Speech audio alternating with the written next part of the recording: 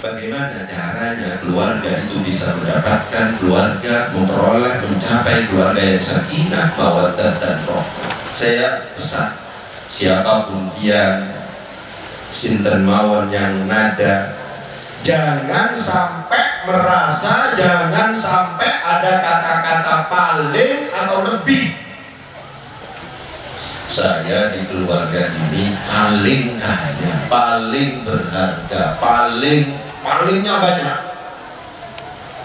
Ya, lebihnya banyak. Jangan sampai ada kata-kata itu. Karena ketika kita merasa bahwa diri kita itu adalah paling berguna, paling berjasa, palingnya banyak, pada saat itu juga kita sedang merendahkan pasangan kita yang lain. Dianggap istri, dianggap suami kurang bermanfaat, tidak berjasa dan seterusnya. Pasti akan ada percekcokan, pasti akan ada ketersinggungan, pasti pada akhirnya akan ada pertengkaran.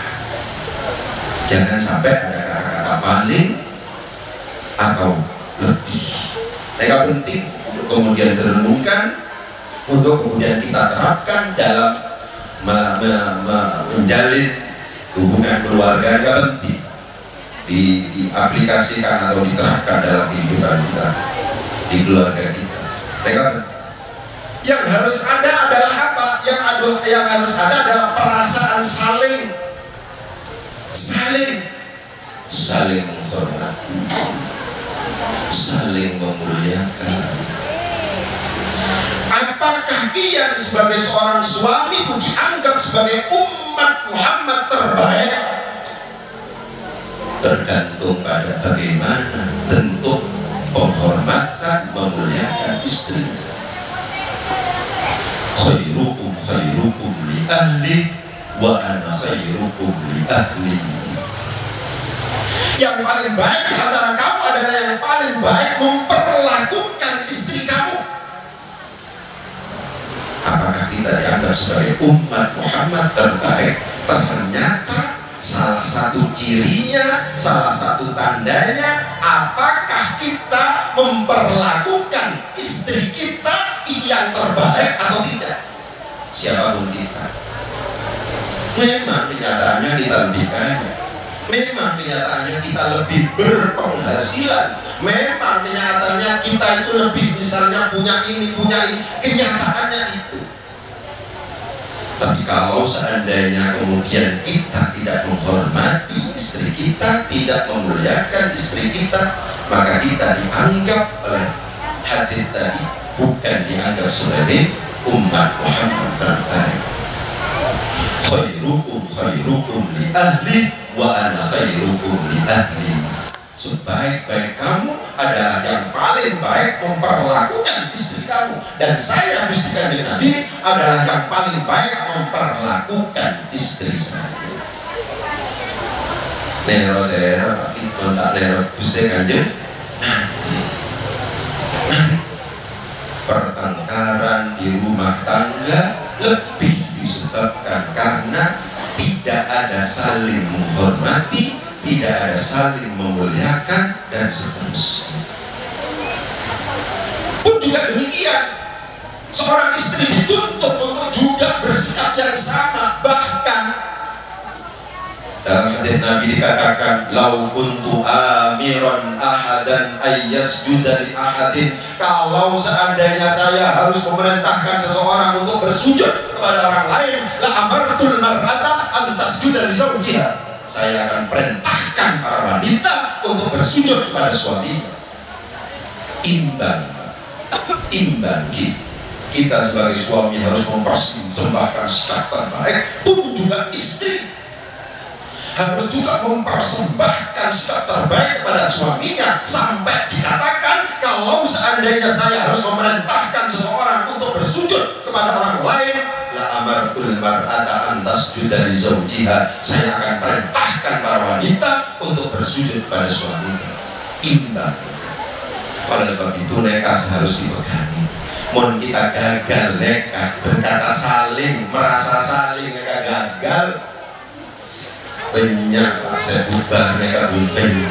Oleh sebab itu diupayakan diupayakan untuk kemudian mampu menjadi suami yang dikatakan sebagai umat Muhammad yang paling baik. Khairukum li ahli wa ana khairukum li ahli. Mereka yang pertama. Nasihat saya kepada anak saya, pada murid saya, Fian, itu yang pertama. Yang kedua, Fian, bahwa saya selalu katakan sobung yang bahagia.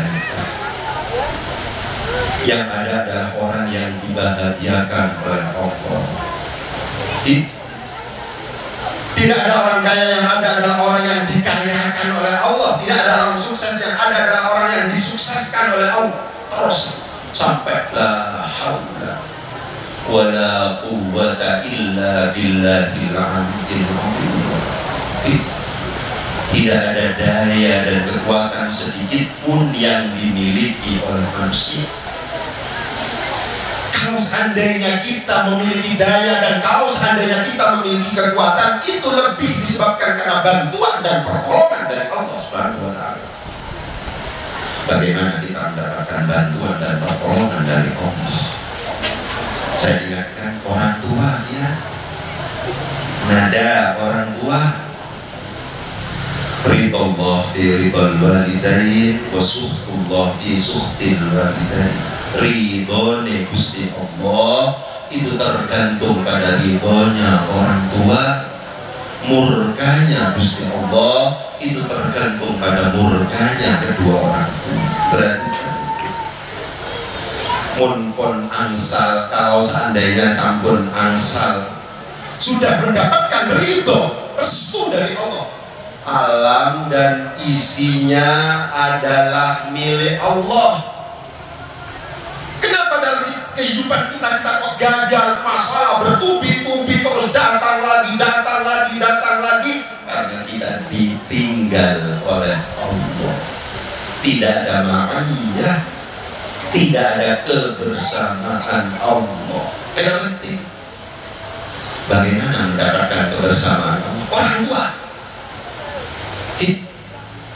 Kalau seandainya ada gagalnya bisnis, ada gagalnya perniagaan, ada gagalnya usaha, jangan pergi orang pintar, sama masalah.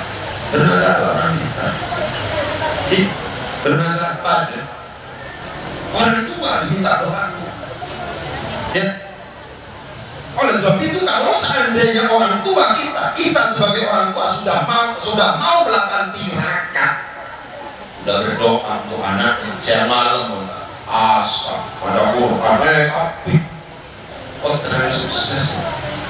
Mari kita lihat tokoh-tokoh terkenal, kayak As'ad Syamsul Arifin, kayak Habib Pasuruan, kayak Gohari Bencong, kayak Hanan Tambul. Mari kita lihat biografi para kiai hebat-hebat itu. Siapa yang kemudian berperan penting dalam keberhasilan itu? Orang tua. Terakat gila. Oleh sebab itu kita harus ngetuk, perhatikan orang tuanya agar mau berdoa kepada kita, agar mau berpuasa kepada kita, agar mau tirakat doa secara istiqomah kepada kita semua sebagai anak. Insya Allah kehidupan akan mudah kalau seandainya sudah ada dukungan dari orang tua. Kenapa? Karena ada jaminan ketika kita didukung oleh orang tua, pasti Allah akan mendukung kita, merestui kita. Permasalahan besar sekali akan merasa sangat ringan untuk kemudian diselesaikan kalau yang menyelesaikan itu adalah Allah. Permasalahan kecil akan berlarut-larut besar kalau seandainya kita ditinggal oleh Allah. Ini dia yang kedua. Hati-hati pada orang tua.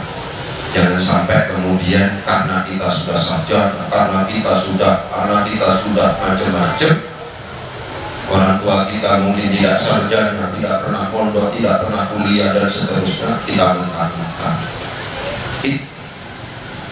Kullu dzunubi, semua dosa yuakhirullahu ma syaa ila yaumil qiyamah. Besok siksanya akan diakhirkan oleh Allah pada hari kiamat illa uquqal walidain, kecuali dosa durhaka kepada kedua orang tua. Fa innahu yu'aqibu fil hayatid dunya qabla al-mamat. Untuk dosa durhaka kepada kedua orang tua akan ditakjil, akan disegerakan oleh Allah fil hayatid dunya, dalam kehidupan dunia, qabla al-mamat, sebelum kematian tiba. Masalah. Gara-gara kita bengal orang tua. Siapapun kita, sekaya apapun kita, kalau seandainya pun bengal orang tua, tak mungkin. Dan ingat, hadis yang lain menegaskan fiat birru auladakum tabirruhum, ya aba'akum tabirruhum abna'ukum auladukum. Berbaktilah kamu semuanya kepada bapak ibu kamu semuanya, maka pasti anak-anak kamu semuanya akan berbakti pada kamu sebagai seorang bapak.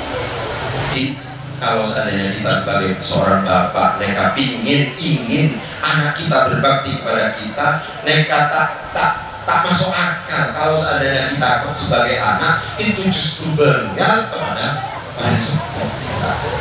Oleh sebab itu direnungkan, ya. Yang terakhir, kehidupan itu berat, ya, berarti. Tapi janganlah ikut dihukum di luaran. Ya. Aklul halal itu adalah harga mati. Jangan sampai kemudian kita memberi suapan nasi kepada diri kita sendiri, kepada istri kita, kepada anak kita dengan luqmatul haram. Ya, prinsip utama. Jangan sampai dilakukan. Mereka dilakukan gagal nih.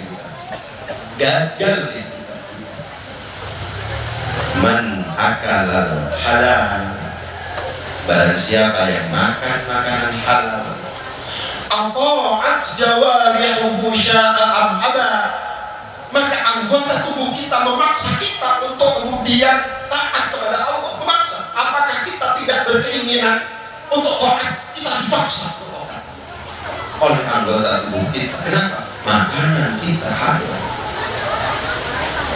Tapi waman akalal haram, barang siapa yang makan makanan yang haram, aswat jawarihuhu, maka akan maksiat anggota tubuhnya. Sya'am aba, apakah berkehendak untuk maksiat atau tidak, dipaksa.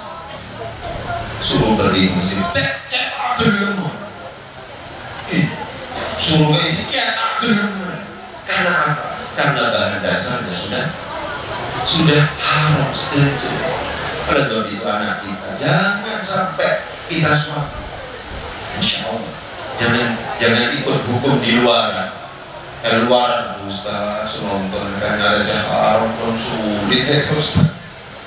Si halal apa boleh, si haram apa sulit. Mari kita ingatkan kita semuanya dengan dawuhnya, dengan nasihatnya para kiai. Kalau seandainya kita tidak mau yang haram, kalau seandainya kita tidak mau yang syubhat, maka Allah pasti akan memberikan yang rizki yang halal dan thayyiban untuk kita semuanya. Mungkin itu yang bisa saya sampaikan sebagai pegangan rupiah khususnya untuk kita semuanya. Kurang lebihnya mohon maaf. Wabillahi taufiq wal hidayah. Wassalamualaikum warahmatullahi wabarakatuh.